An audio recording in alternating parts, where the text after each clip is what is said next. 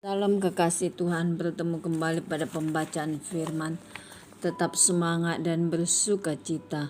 Semoga Bapak Ibu sehat selalu dalam lindungan Tuhan.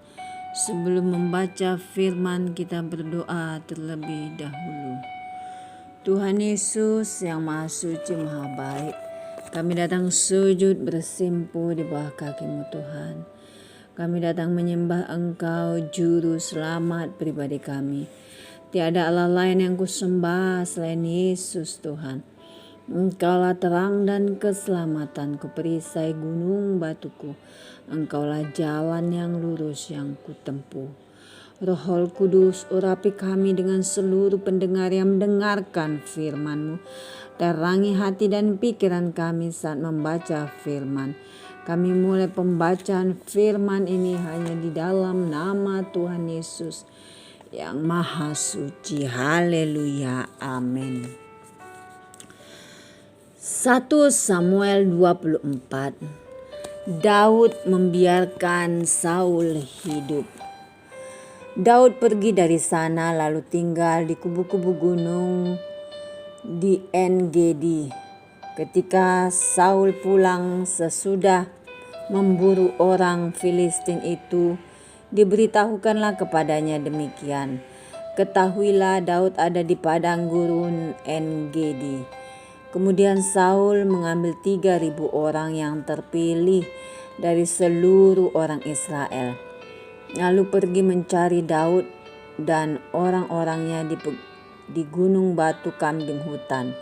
Ia sampai ke kandang-kandang domba di tepi jalan.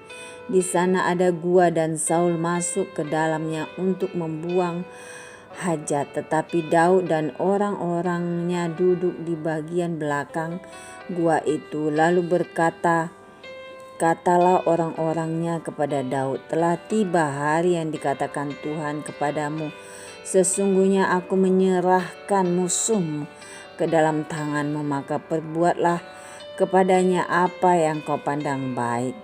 Maka Daud bangun lalu memotong punca jubah Saul dengan diam-diam. Kemudian berdebarlah hati Daud karena ia telah memotong punca Saul.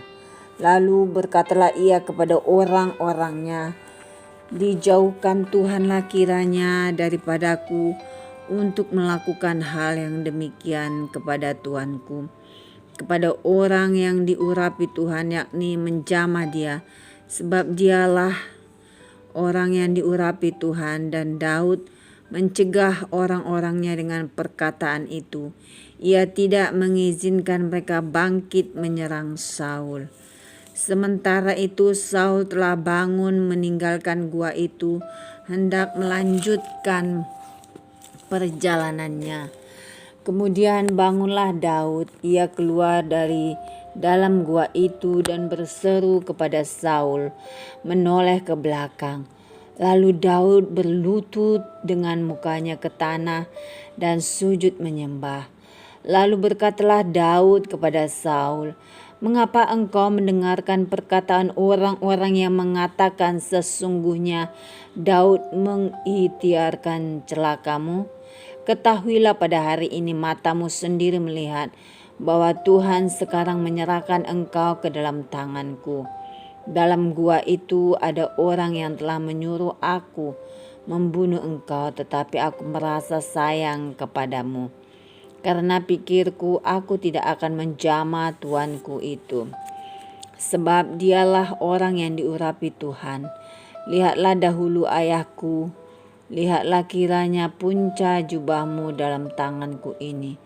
Sebab dari kenyataan bahwa aku memotong punca jubahnya dengan tidak membunuh engkau, dapatlah kau ketahui dan kau lihat bahwa tanganku bersih daripada kejahatan dan pengkhianatan, dan bahwa aku tidak berbuat dosa terhadap engkau.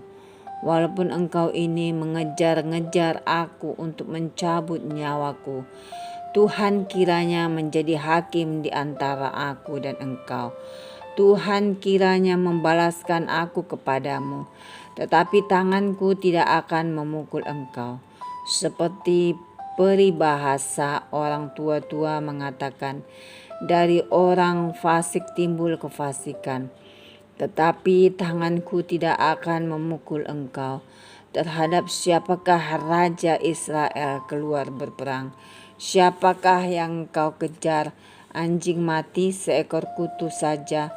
Sebab itu Tuhan kiranya menjadi hakim yang memutuskan antara aku dan engkau. Dia kiranya memperhatikannya, memperjuangkan perkaraku, dan memberi keadilan kepadaku dengan melepaskan aku dari tanganmu. Setelah Daud selesai menyampaikan perkataan itu kepada Saul, berkatalah Saul, suaramukah itu ya anakku Daud?